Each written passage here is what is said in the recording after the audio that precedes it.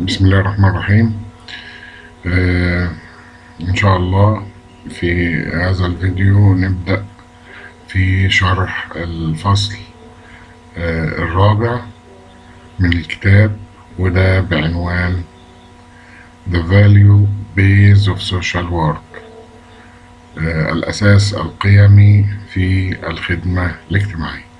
ومعنى الأساس القيمي في الخدمة الاجتماعية هي مجموعة القيم التي تستند إليها الخدمة الاجتماعية أو اللي بتنطلق منها الخدمة الاجتماعية لأداء دورها. زي ما احنا عارفين إن كل مهنة لها مجموعة من القيم بتوجهها. نبدأ على طول في صفحة 87 من العنوان. I will start by quoting from 3 professors of social work from the USA and UK who write about social work values. يقول إن هو هيبدأ بالاقتباس من 3 من الأساتذة الخدمة الاجتماعية في كل من الولايات المتحدة الأمريكية والمملكة المتحدة أو بريطانيا، اللي كتبوا عن قيم الخدمة الاجتماعية. أول واحد اسمه ريمير، ده 1999 كتب بيقول social work is among the most value-based of all professions. Social work's roots are firmly grounded in concepts such as justice and fairness. يقول إن الخدمة الاجتماعية من أكثر المهن، من أكثر القيم على المستوى المهني. يعني بيقول إن هي من أكثر المهن قيمية. يعني هو عايز يقصد كده إن مهنة الخدمة الاجتماعية من أكثر المهن اللي بيها قيم أو اللي بتوجهها قيم، وإن جذور الخدمة الاجتماعية بتقوم على أسس راسخة من مفاهيم العدالة justice والنزاهة fairness. العالم الثاني أو الأستاذ الثاني من أساتذة الخدمة الاجتماعية بيسمان، ده كان سنة 20.4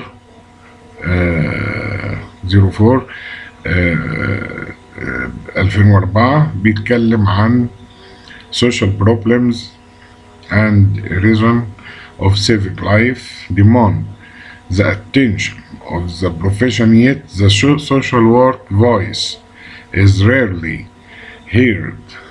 This lack of adherence to the values in the codes in an indicator of the low level of commitment to their importance. بيقول إن المشكلات الاجتماعية بتتطلب المشكلات الاجتماعية والحياة المدنية المتآكلة. بتتطلب اهتمام مهنة الخدمة الاجتماعية، ولكن نادرا ما يسمع صوت الخدمة الاجتماعية، وده بيعتبر نقص في الالتزام بالقيم، لأنها مؤشر على مستوى منخفض من الالتزام بأهميتها. وده بينتقد فيه الأخصائيين الاجتماعيين اللي ما بيعطوش للقيم أهمية في انطلاقهم أو في أدائهم لأدوارهم المختلفة. العالم الثالث أو الأستاذ الثالث من أساتذة الخدمة الاجتماعية دونيلي، ده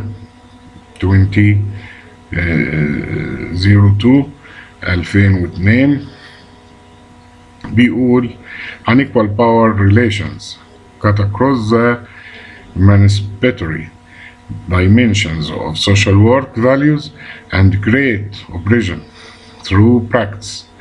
Social workers have to become skillful mental acrobats who can juggle contradictory positions with ease when it comes to putting their values into practice. بيقول هنا بتتقاطع علاقات القوة غير المتكافئة مع الأبعاد التحررية لقيم الخدمة الاجتماعية، وبتوجد القمع خلال الممارسة. بيتكلم هنا على مجموعة من الأخصائيين الاجتماعيين اللي ممكن إن هم يوجدوا القمع أو الضغط أو للعملاء يعني. وبيقول إن يجب أن يصبح الأخصائيين الاجتماعيين بهلوانات، هو أكروباتس هنا بمعنى، ولذلك أنا ضحكت أثناء قراءة الجملة.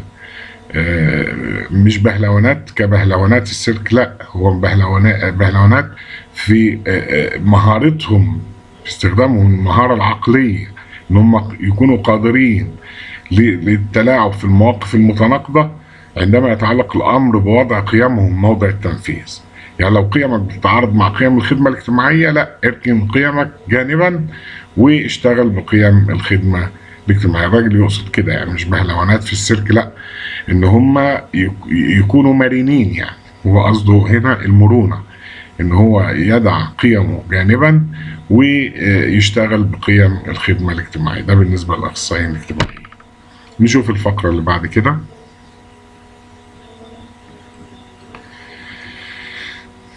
هو طبعا هنا دومينيلي استخدم واحنا عندنا في اللغة العربية الكناية، هو هنا بيستخدم الكناية، فلغته تعتبر لغة عالية شوية.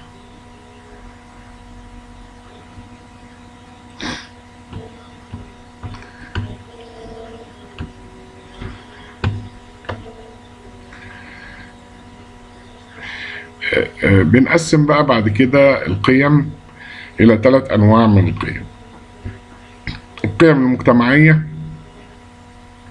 والقيم الشخصية، والقيم المهنية. نشوف مع بعض أول نوعية من القيم، وهي القيم لصفحة 91 Societal Values، اللي هي القيم المجتمعية. دول social work developed from charitable and philanthropic activities in the later part of the 19th century and grew in the 20th century as part of state welfare systems premised on values about people's duty to care for one another, the promotion of a more equal distribution of goods, and the enhancement of collective well-being through building individual moral character and self-reliance. نشوف مع بعض. هو هنا بيتكلم عن القيم المجتمعية. بيقول إن الخدمة الاجتماعية تطورت من خلال الأنشطة الخيرية والعمل الخيري في الجزء الأخير من القرن ال19، ونمت في القرن العشرين كجزء من أنظمة دولة الرعاية القائمة على القيم المتعلقة بواجب الناس في رعاية بعضهم البعض، والترويج لتوزيع أكثر عدالة للسلع، وتعزيز الرفاه الجماعية من خلال بناء الشخصية الأخلاقية الفردية والاعتماد على الذات.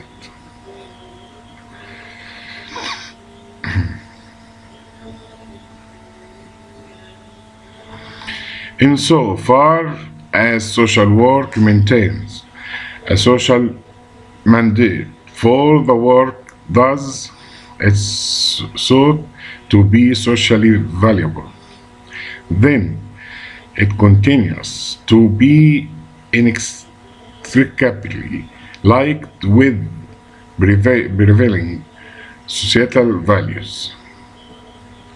بقدر ما تحافظ الخدمة الاجتماعية على التفويض الاجتماعي أثناء العمل اللي بنقوم به، بيعتقد أن لها قيمة اجتماعية، فإنه لا تزال مرتبطة ارتباط وثيق بالقيم المجتمعية السائدة.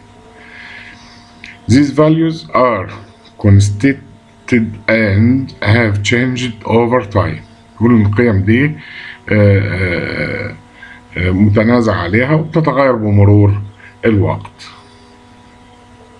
In the 19th century, there was a focus on moral welfare and rescue work, much of it quite radical for the time. For example, the work of Josephine Butler, rescuing women from a life of prostitution.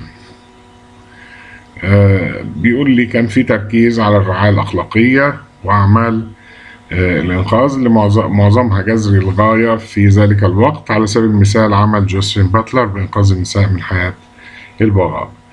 تشارلز لودج of the Charity Organization Society، اتكلم عن جمعية تنظيم المجتمع، writing in 1892 في سنة 1892 talks about the doctrine of the responsibility of charity as personal obligation. بيقول إن في سنة 1892 كتب يتحدث تشارلز لوك ده من جمعية تنظيم المجتمع، بيتحدث عن عقيدة مسؤولية الصدقة كالتزام شخصي في حين كالتزام personal obligation كالتزام شخصي. While we may use different language in the 21st century، بيقول احنا هنا النهارده بنستخدم لغة مختلفة في القرن ال21 in justify the need for social work and social care and have moved away from over paternalism and judgmentalism. Civic responsibility is still a key theme, along with respect for and promotion of human rights, citizen participation, protection of vulnerable and social inclusion.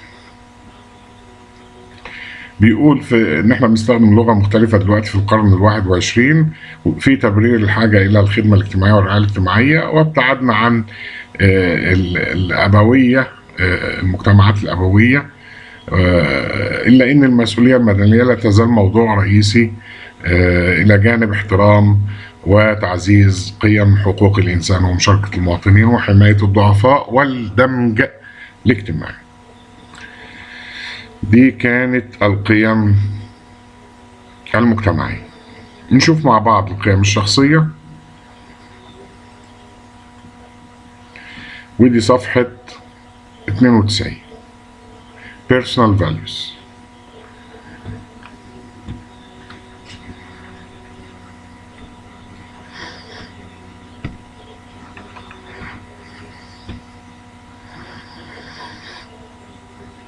Personal values including spiritual and political. بيتكلم عن القيم الروحية والسياسية، ودي غريبة شوية بس علشان هي personal، الاتنين مع بعض. People working in social work and social care are often motivated by their own value commitments. بيقول غالبا ما يكون الدافع الأشخاص العاملين في الخدمة الاجتماعية اللي هم الأخصائيين الاجتماعيين يعني والرعاية الاجتماعية التزاماتهم القيمية.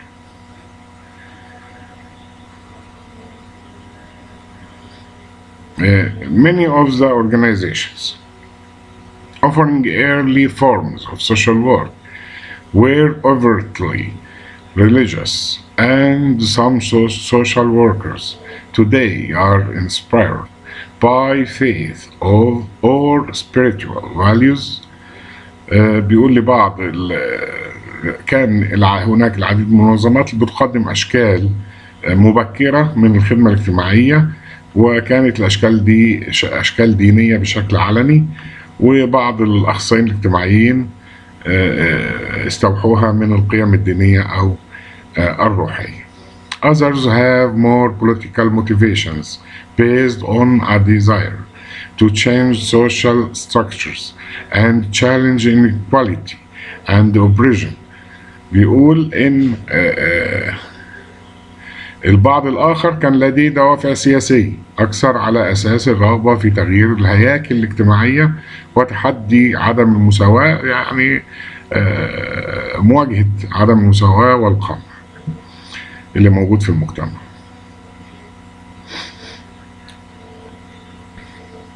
Many simply express a desire to help people or to give something back in common with other practitioners in welfare, caring and social action work, the values that social workers bring to their work and develop and form during the course of their practice are an integral part of what we mean by the value base of the work.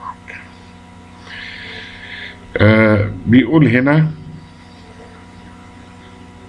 بيعبر الكثيرون ببساطة عن الرغبة في مساعدة الناس أو رد شيء ما أو تقديم شيء ما، كما هو الحال مع الممارسين الآخرين في مجال الرعاية والخدمة الاجتماعية. فالقيم اللي بيقدمها الأخصائيين الاجتماعيين إلى عملهم وتطويرهم ليها وتشكيلهم ليها أثناء ممارستهم هي جزء لا يتجزأ مما نعنيه بالأساس القيمي للخدمة الاجتماعية.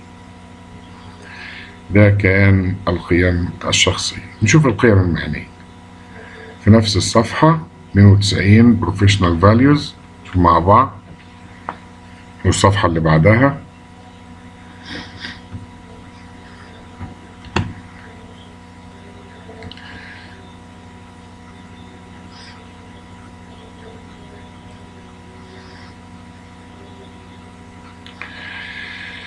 As social work became professionalized in the 20th century, explicit statements of shared values were produced. مع الخدمة الاجتماعية المهنية في القرن العشرين لما بدأت كمهنة في القرن تم إنتاج بيانات صريحة عن القيم المشتركة. تمام. We find written statements of values in textbooks, guidelines for education and training, and the codes of ethics or conduct.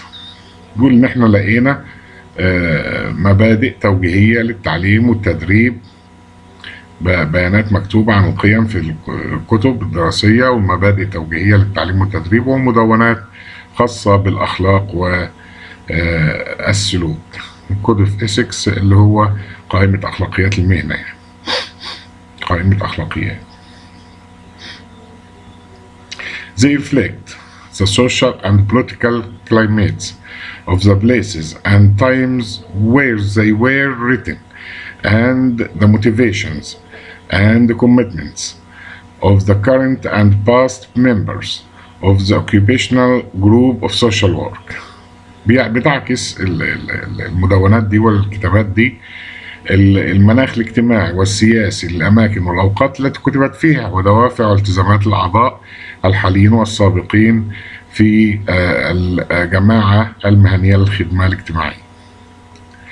They are also designed to influence and challenge prevailing societal norms and values, and to develop, enhance, or define the value commitments of individual practitioners. بيقول لي هنا إن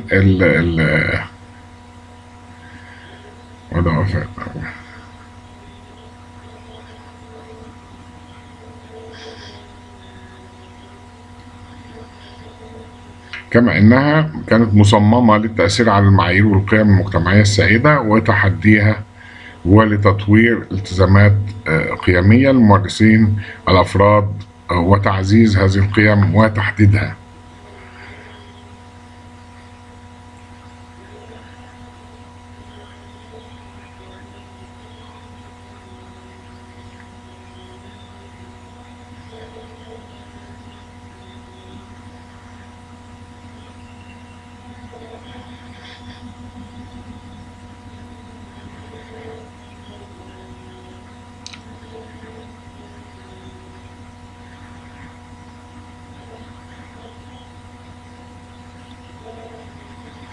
In this sense, they can be seen as a meeting point for societal and personal values.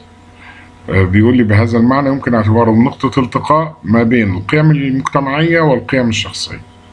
ده بيتكلم عن القيم المهنية. The values included and their definitions vary. بيقول هناك بعض الإجماع، تختلف القيم المتضمنة وتعريفاتها. At a very general level, there is some consensus as exemplified in a statement of ethical principles from the International Federation of Social Workers. بيقول لي هنا إن هناك بعض الإجماع كما هو موضح في بيان المبادئ الأخلاقية من الاتحاد الدولي للأخصائيين الاجتماعيين اللي هو International Federation of Social Workers. This is based on two sets of core values. بيقول لي دول بيتأسسوا، القيم دي بتتأسس على مجموعتين من القيم الأساسية. إيه يا سيدي المجموعتين من القيم الأساسية دول؟ أول مجموعة الهيومن رايتس أند ديجنيتي، حقوق الإنسان وكرامته.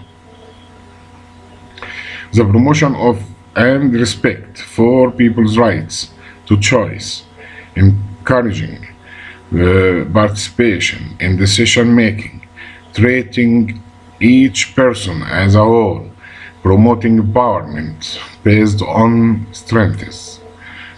المجموعة حقوق الإنسان وكرامته دي بتتضمن تعزيز واحترام حقوق الناس في الاختيار وتشجيع المشاركة في صنع القرار ومعاملة كل شخص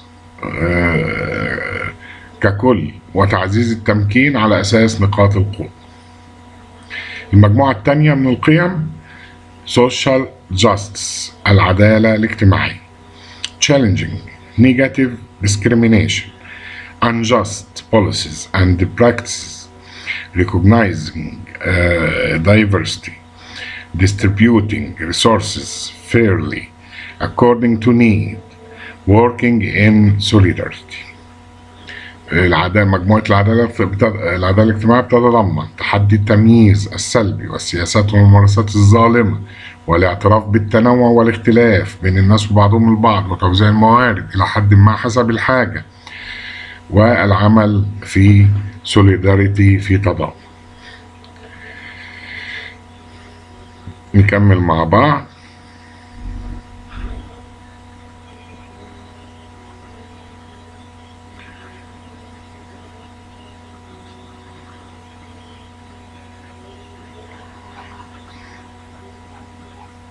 الصفحة اللي بعدها 94 a third element.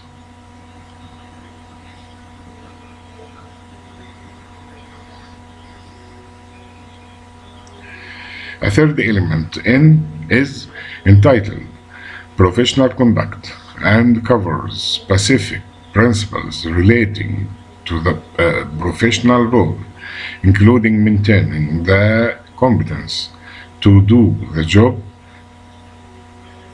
confidentiality in the professional relationship, and acting with compassion, empathy, and care. والعنصر الثالث هو السلوك المهني professional conduct، ويغطي مبادئ محددة تتعلق بالدور المهني بما في ذلك الحفاظ على الكفاءة للقيام بهذه المهمة والسرية في العلاقة المهنية والعمل مع التعاطف في أثناء رعاية العميل.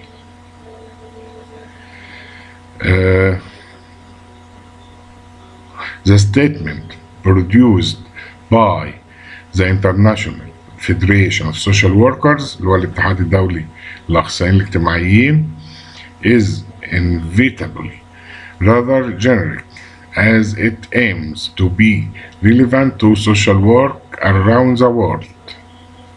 إن هو يهدف إلى أن يكون وثيق الصلة بالخدمة الاجتماعية في جميع أنحاء العالم.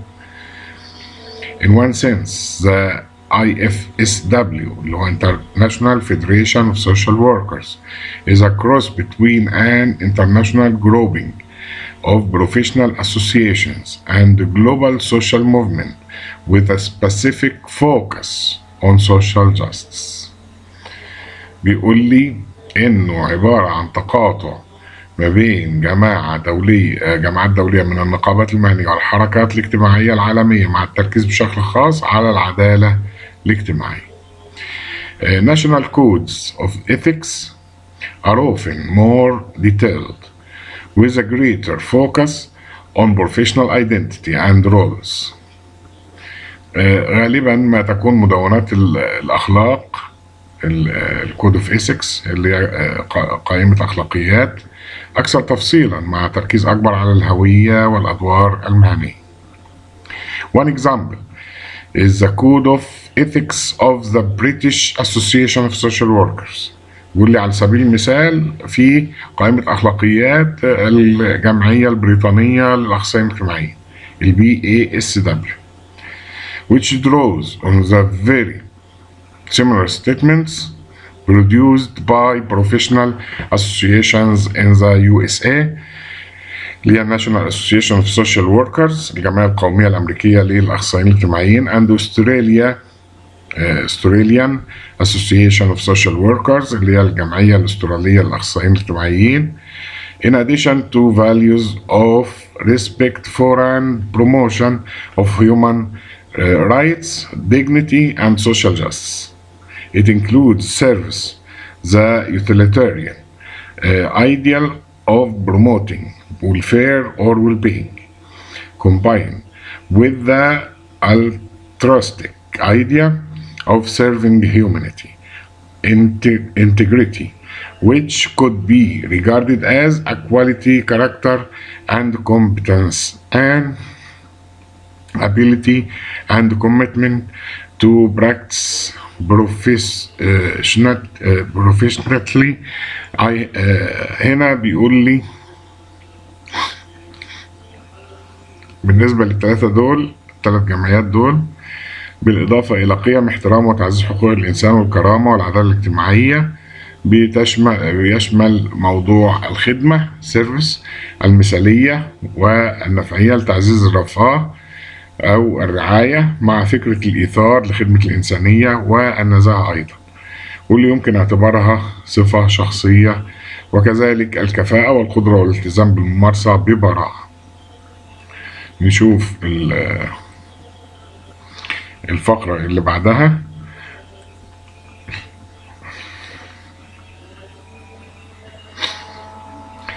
بيقول إن هو لخص I summarized the values in the BASW code as follows. لخص القيم اللي الجمعية البريطانية للأخصائيين الاجتماعيين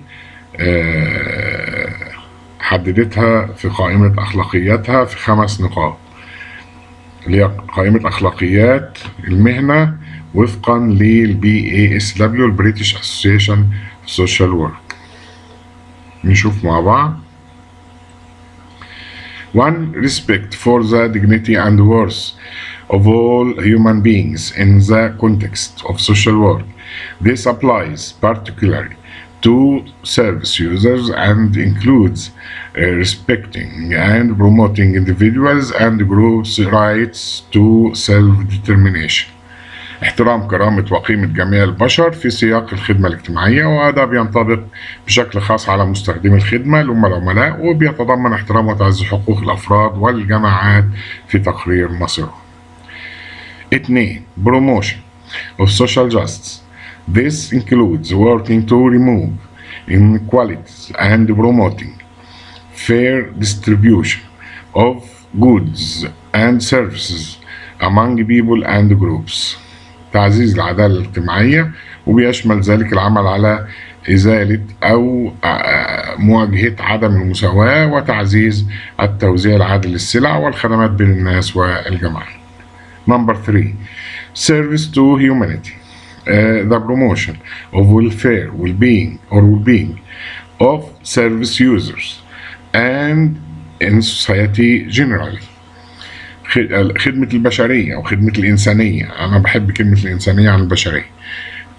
Service to humanity خدمة البشرية، تعزيز رفاه ورعاية مستخدمي الخدمة والمجتمع بشكل عام.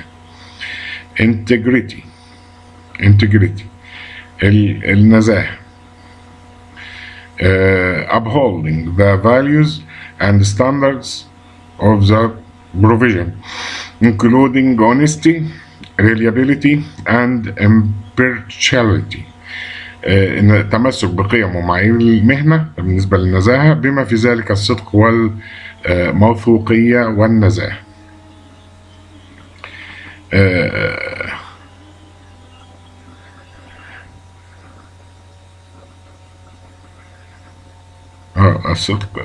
الصدق والموثوقية والنزاهة. competence الكفاءة.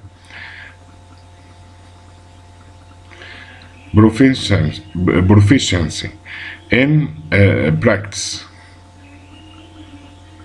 proficiency in practice, developing knowledge and skills and using expertise in development of welfare policies and programs.